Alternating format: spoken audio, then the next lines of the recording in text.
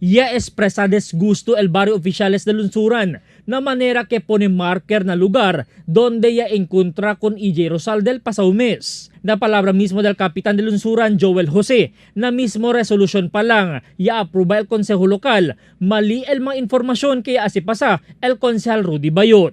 Daw, yun yung gusto kaya okay kumigol plano, pero el tono no yung gusto kaya labla.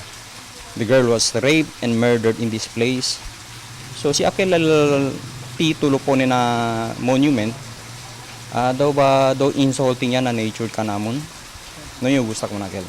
Del viernes na entrevista del news team con el Konsehal Bayot, kaya niya ayuda na familia Gonzales ng Gisaw. Ele expresa su rabio na mga palabra tasangga con el disuyo inisyatibo. Depende pa sila pabora ka lang na itayo niya. Todo, hindi ba sabi ko kumalo ba siya?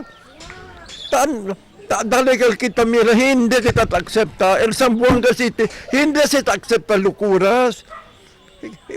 Nisita kita kaya hindi lang sa iyo, kung viene sa Amerika Tablayo, o those much are given, much are required. Sinway mo sa itong mga media, kaya na sinway lang tinada.